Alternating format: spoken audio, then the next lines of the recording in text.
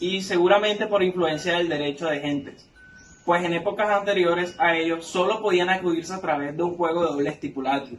Mediante este contrato, una persona se obligaba en relación con otra a transmitir el goce pacífico de una cosa a la que se denomina merces, mientras que la otra se obligaba a transferir la propiedad de una suma de dinero, por lo que no caracterizaba la figura de transferencia de una cosa ni del dinero.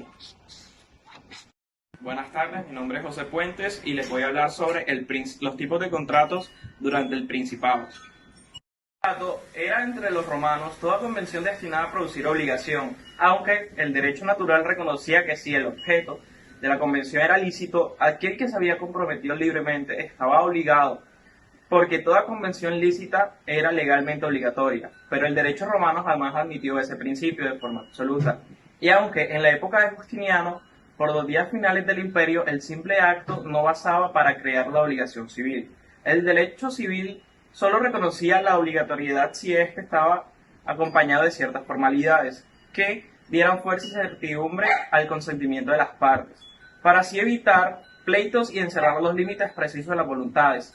Estas formalidades consistían en palabras solemnes mencionadas escritas y la remisión de cosa hecha por partes a la otra, aunque con el paso de los años, con el ensanchamiento del imperio, el cual añadía más y más territorios, fueron siendo derogadas en beneficio de los negocios practicados entre los ciudadanos, y entre estos y los peregrinos, los que lograron así negociar más fácilmente entre ellos.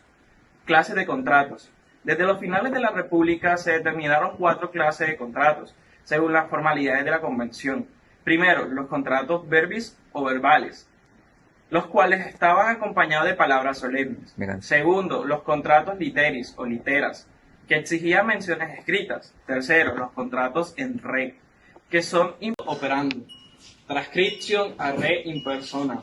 Mediante una anotación en el libro contable se cambiaba la causa de la obligación. A este respecto, Gallo se daba un ejemplo parcial: cuando te acredito como pagado aquello que tú me debes por motivo de compra o arrendamiento o de sociedad. Transcription a personam in personam. Aunque por la mayoría de la doctrina aquí se presentaba un cambio de deudor, tal hipótesis resultaba incompatible con el ejemplo de Gallo. Por ejemplo, cuando un acredito como pagaba por ti aquello que Ticio me debe, es decir, como Ticio te debe encomendado pagarme a mí, sin grafa. Gallo estimó que también existían obligaciones por los documentos cuando se elaboraba un chingrafan o sin grafan. No obstante, las diferencias entre uno y otro demuestran que mientras el primero tenía exclusivamente finalidades probatorias, el segundo sí se erigía como causa de obligación. Contratos consensuales. Cuando las obligaciones se contraían por el simple consentimiento expresado, un acuerdo de voluntades, se hablaba de contratos consensuales, que al no requerir formalidad alguna para su perfeccionamiento podían hacerse a través de mensajes cortos, mediante cartas o entre ausentes, compraventa. El intercambio de cosas por precio como categoría contractual autónomo solo vino a darse en la época y seguramente por depósito. Acuerdo que se perfeccionaba con la entrega de una cosa mueble no fungible, para que otra persona custodiara y restituyera en el vencimiento de términos. Contratos verbales. Se contraía una obligación con la persona a través del uso de preguntas y respuestas, en forma que con la respuesta el deudor quedara comprometido. La stipulatio. La sponsio arcaica como acto formal mediante el cual una persona hacía una pregunta a la otra, iuris respondes, prometes dar, y la otra respondía, espondeo, prometo.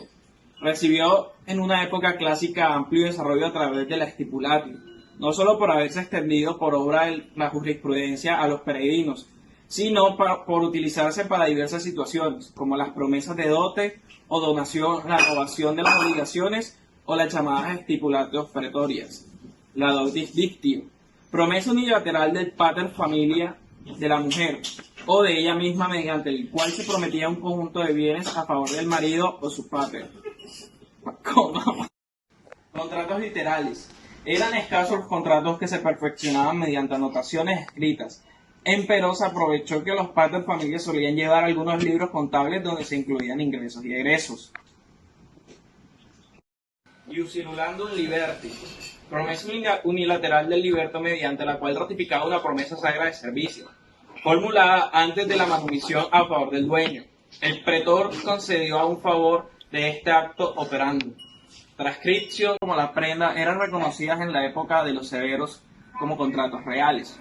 El mutum. El objetivo del mutum o préstamo informal era la suma de dinero o de cosas fungibles y consumibles. La primera de estas características imponía su cálculo por peso, número o medida. La segunda conllevaba la transferencia de efectivo del derecho de dominio al deudor, por lo que la obligación de restitución se concentraba en el equivalente. Imperfectos solo lo son cuando son entregados una cosa u objeto al deudor. Este puede ser el mutum o el préstamo de consumo, el comodato o préstamo de uso de contrato. Según la concepción romana de la época clásica, contrato o contractus es el acto lícito que, descansando en un acuerdo de voluntades, endereza a la constitución de un círculo obligatorio. Contrato significaba acuerdo celebrado por las partes con el fin de crear un vínculo obligatorio. Sin embargo, no todo acuerdo de voluntades era considerado contrato, sino solo aquellos acuerdos calificados expresamente como tales. En los contratos romanos habían dos elementos de acuerdo: consentimiento como elemento de fuerza subjetivo, pero tal elemento no era suficiente, pues lo que le daba fuerza obligatoriedad al contrato era un elemento objetivo, denominado tradicionalmente causa, y que podía consistir en la observancia de determinadas formas, la palabra o la escritura, o en la entrega de una determinada cosa, datio rei. En derecho romano, el contrato se identificaba con el acuerdo de voluntades, y en el acuerdo encontraban su fundamento las consecuencias obligatorias del mismo. En el derecho romano, el elemento consensual no era de por sí suficiente para producir un vínculo obligatorio, sino que era necesario otro elemento, la causa o causas civiles. Gracias. Contratos reales. Al explicar los contratos reales, Gallo limitó su exposición al contrato de mutuo, siendo que conocía tanto el depósito como